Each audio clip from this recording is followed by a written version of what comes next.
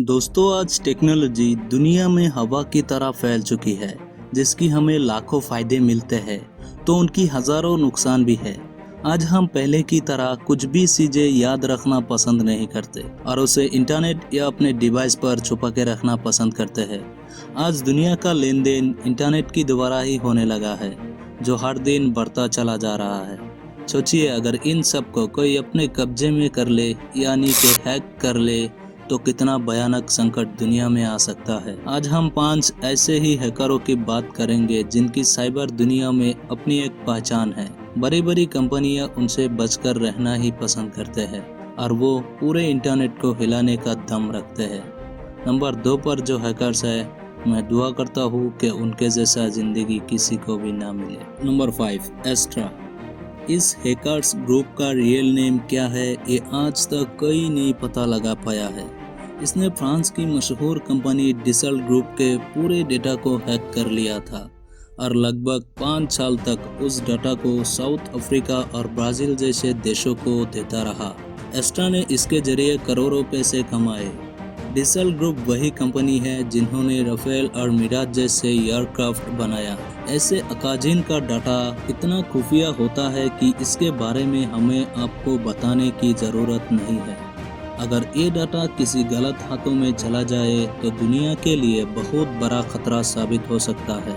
Extra के द्वारा data चुराने से फ्रांस को $360 मिलियन का नुकसान हुआ था, लेकिन बाद में एस्ट्रा को 2008 में गिरफ्तार कर लिया गया और वो 58 साल का एक मैथ्स टीचर था। इसके बाद एस्ट्रा के बारे में कोई भी जानकारी पब्लिक नहीं किया गया, यहाँ तक कि उसका रियल नेम क्या है ये भी दुनिया से छुपाया गया है। Number 4, anonymous.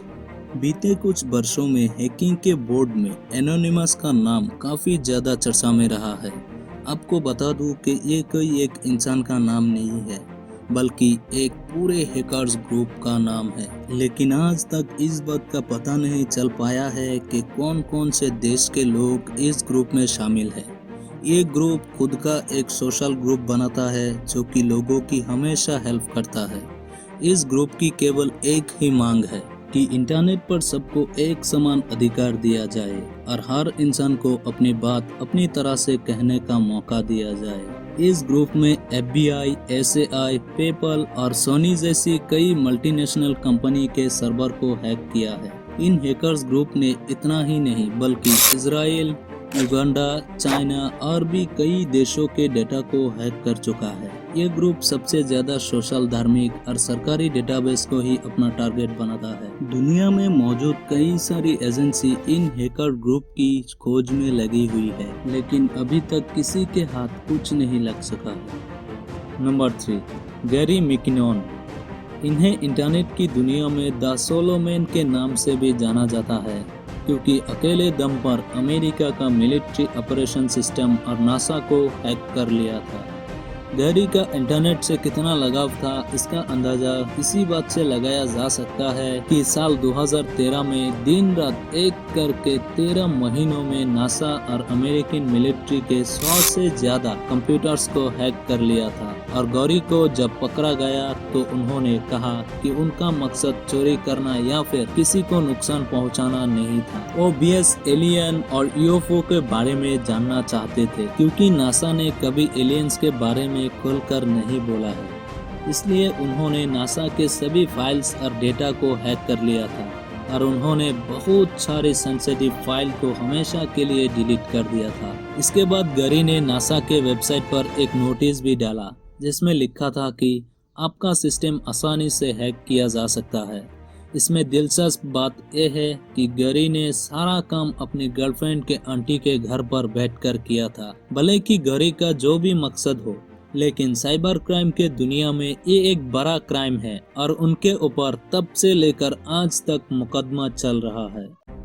Number 2, Jonathan James. जिस उम्र में बच्चे पढ़ने लिखने के लिए स्कूल जाते हैं, उस उम्र में जोनाथन ने अपने हैकिंग ट्रिक से पूरे स्कूल के डेटाबेस को हैक कर लिया था। हैकिंग के दुनिया में जोनाथन जेम्स सबसे कम उम्र के अपराधी है और उन्हें कॉमरेड के नाम से भी जाना जाता है। वो अपने स्कूल के डेटाबेस को हैक करने के बाद और भी कॉन्फिडेंस मिला, जिसके बाद अमेरिका के डिफेंस एजेंसी सिस्टम को ही हैक कर लिया। जेम्स ने एजेंसी के बहुत से एम्प्लॉय की जानकारी, पासपोर्ट डिटेल, यूजर नेम जैसे सभी जानकारी निकल लिया था।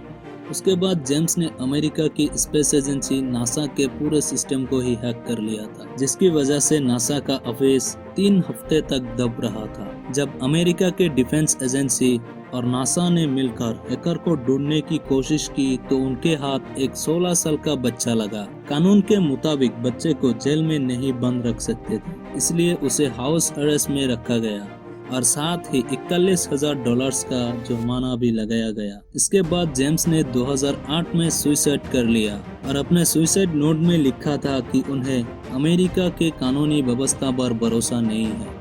अगर आप जोनाथन का एक पूरा वीडियो देखना चाहते हैं तो कमेंट करके बता दें। Number 1, Edward Gonzales.